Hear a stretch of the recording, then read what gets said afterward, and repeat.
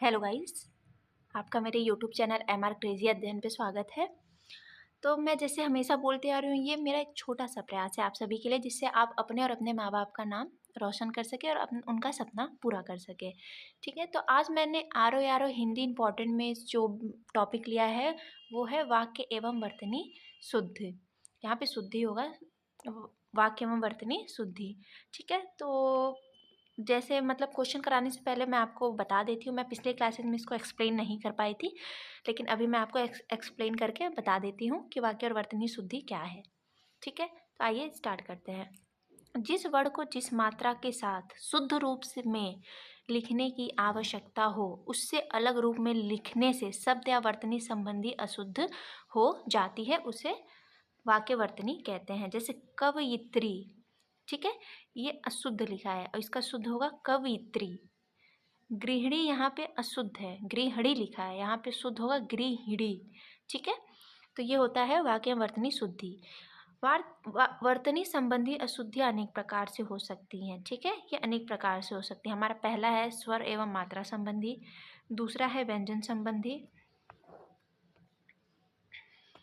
हमारा तीसरा है उपसर्ग संबंधी, चौथा है समास संबंधी, पांचवा है प्रत्यय संबंधी और छठा संधि संबंधी, सातवां है अव्यय संबंधी, आठवां है लिंग संबंधी, नौवां है वचन संबंधी और 10वां है कारक संबंधी। तो हमारे वाक्य वर्तनी अशुद्धि जो होती है 10 प्रकार की होती है और वो हर एक चीज़ से संबंधित होती हैं। ठीक है, तो ये एक छोटा सा एक्सप्लेनेशन था आप सभी के लिए। तो चलिए अब हम अपना क्वेश्चन आंसर का सेशन स्टार्ट करते हैं। हमारा पहला क्वेश्चन है, निम्नलिखित में से एक वर्तनी शुद्ध है। निम्नलिखित में से एक वर्तनी शुद्ध है। आपके ऑप्शन है नुपुर, स्मरण, कवित्री, परिस्थिति। तो जो यहाँ पे शुद्ध है वो होगा कवित्री। नुपुर, देखिए नुपुर यहाँ पे सिर्फ एक बोलेंगे ना 19-20 का फर्क है, यहाँ पे नुपुर ऐसे लिखेंगे। स्मरण, स्मरण ये है, और परिस्थिति, एक मिनट, परिस्थिति ऐसे लिखते हैं। तो यहाँ पे ऑप्शन सी हो जाएगा। हमें एक एक मात्रा और अक्षर का ध्यान देते हुए चलना है। ठीक है, चलिए हम अपना अगला क्वेश्चन देखते हैं। हमारा अगला क्वेश्चन है, वर्तनी की दृष्टि से शुद्ध शब्द। यहाँ भी हमें शुद्ध देखना है। आपके ऑप्शन है परीक्षा, परीक्षा, परीक्षा, परीक्षा। ये देखिए मतलब पढ़ने में हर तरीके से परीक्षा है, लेकिन हमें देखना है इसमें से शुद्ध क्या है। तो आप सभी को पता होगा, परीक्षा सबको पता है, तो परीक्षा यहाँ ऑप्शन सी सही है। चलिए अब अपना अगला क्वेश्चन देखते हैं। इसमें भी हमें शुद्ध वर्तनी वाला शब्द कौन सा है। आपके ऑप्शन है सृष्टि, अनधिकार, अभ्यंतरिक, समुद्रिक। तो यहाँ पे जो शुद्ध है वो होगा अनधिकार। ठीक है, सृष्टि, सृष्टि यहाँ पे गलत लिखा है, सृष्टि ऐसे लिखते हैं। अभ्यंतरिक नहीं होता है, आभ्यंतरिक होता है, और ये समुद्रिक नहीं, यहाँ होता है सामुद्रिक। तो यहाँ पे ऑप्शन बी सही हो जाएगा। चलिए हम अपना अगला क्वेश्चन देखते हैं। हमारा अगला क्वेश्चन है, निम्नलिखित में से कौन सा वाक्य शुद्ध है। यहाँ पे हमें वाक्य पूछा है, ना कि वर्तनी। आपके ऑप्शन है, वह अनेकों को मामले में गवाह था, नुपुर की ध्वनि मनमोहक है, आपकी मनोकामना पूरी हो, मनीषगढ़ मेरी बात ध्यान दे। तो यहाँ पे जो शुद्ध है वो होगा अशुद्ध होगा, सॉरी यहाँ पे शुद्ध लिखा है लेकिन यहाँ पे अशुद्ध है।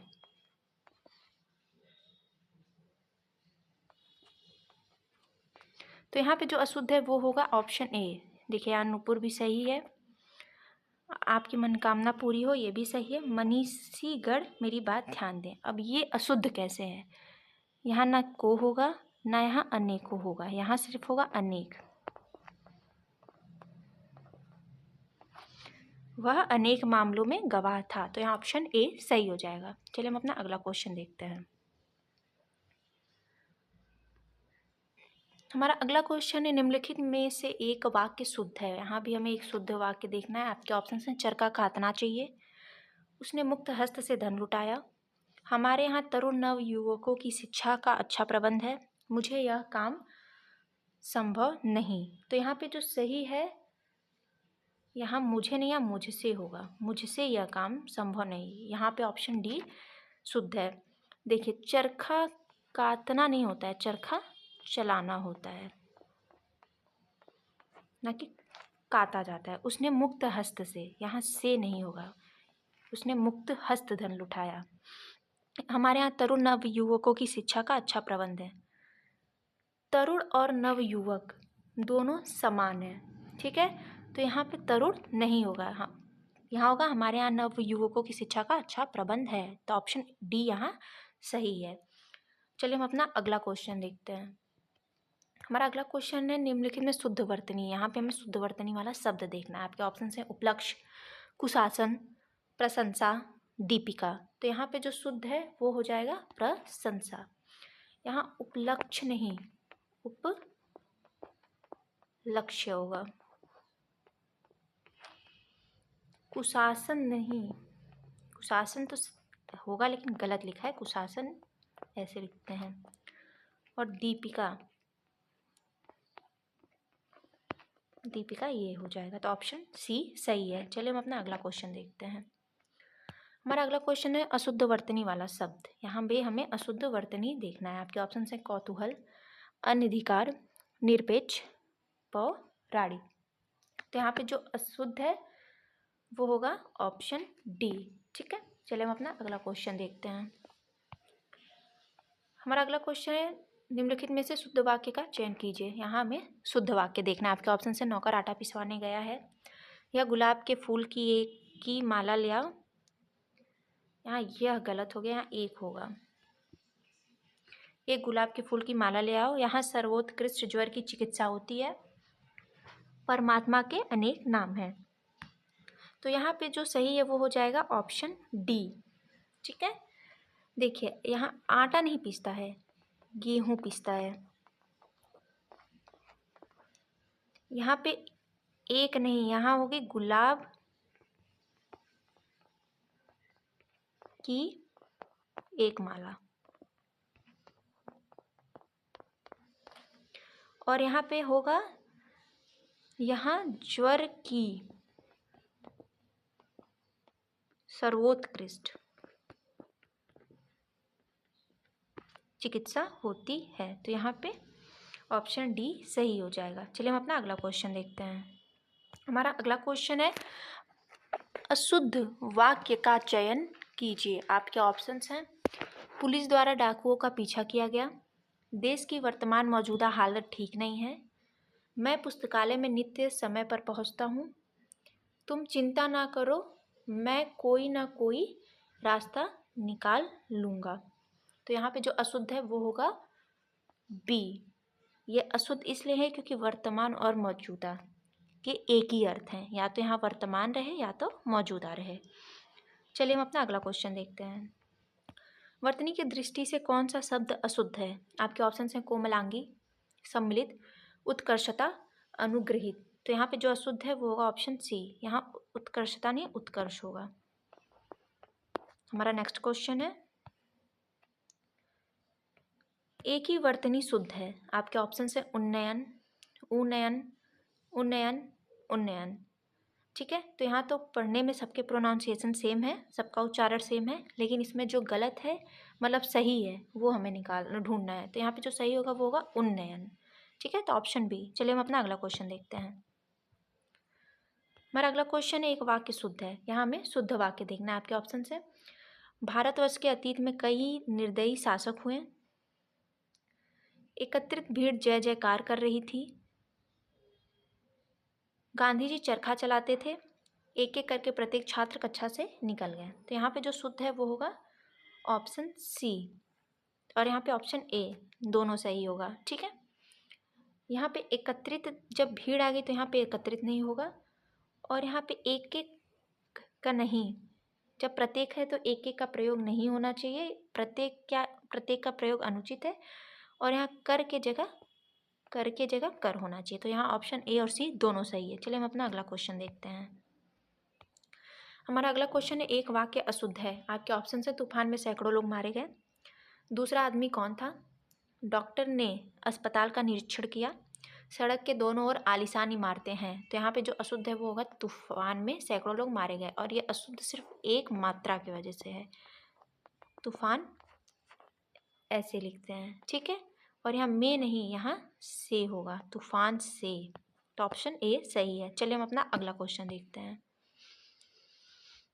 हमारा अगला क्वेश्चन है, शब्द वर्तनी की दृष्टि से शुद्ध है। यहाँ भी हमें शुद्ध शब्द देखना है। आपके ऑप्शन से निरहंकारी, पैट्रिक, जागृत, निर्दयी। तो यहाँ पे जो शुद्ध है वो होगा जागृत। यहाँ पे निरहंकारी नहीं, निरहंकार होगा। यहाँ पैट्रिक कोई वर्ड नहीं होता है, यहाँ होगा पैतृक।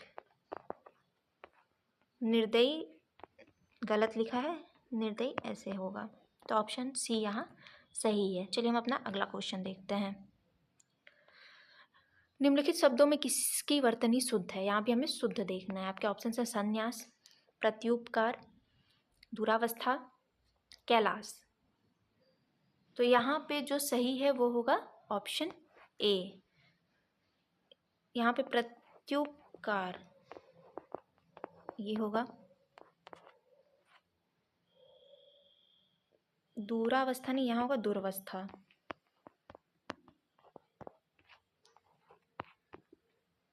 और कैलाश ये होगा। तो यहाँ ऑप्शन ए सही है। चलिए हम अपना अगला क्वेश्चन देखते हैं। निम्न में से शुद्ध वर्तनी वाला शब्द। आपके ऑप्शन से उज्ज्वल, वैमनस्यता, कवित्री, प्रामाणिक।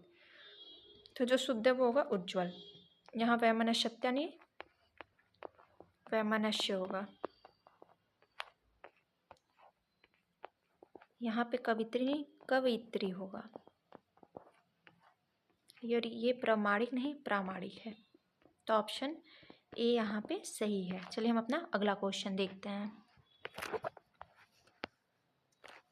हमारा अगला क्वेश्चन है, निम्नलिखित वाक्यों में शुद्ध वाक्य है। यहाँ पे हमें शुद्ध वाक्य देखना है। आपके ऑप्शन है, मेरे घर के पास एक हलवाई की दुकान है, मेरे घर के पास एक हलवाई की दुकान स्थित है, मेरे घर के पास हलवाइयों की दुकान है, मेरे घर के पास हलवाई की एक,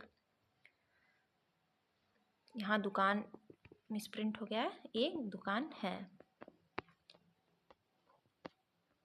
तो यहाँ पे जो सही है वो डी होगा, ठीक है।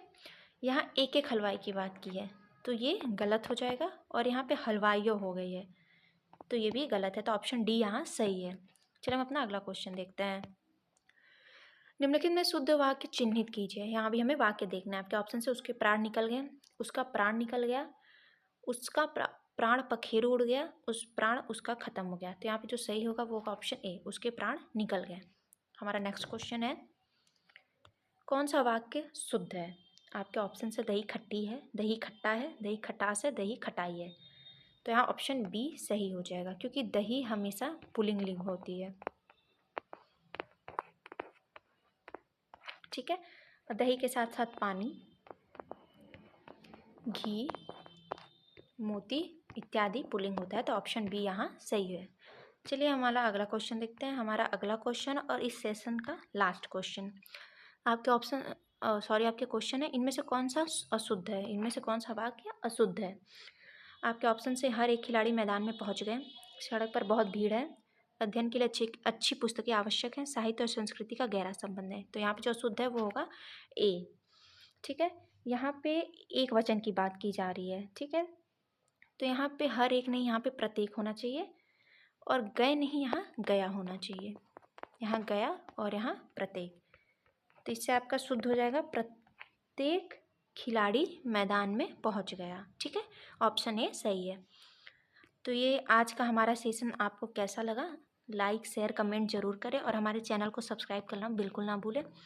ये बस एक मेरा छोटा सा प्रयास, जिसके लिए मैं खुद भी मेहनत करती हूँ, ताकि आप लोग अपने परीक्षा में अच्छा कर पाएँ, ठीक है। ऐसे ही हम आपके लिए क्लासेस लेके आएंगे। Thank you so much.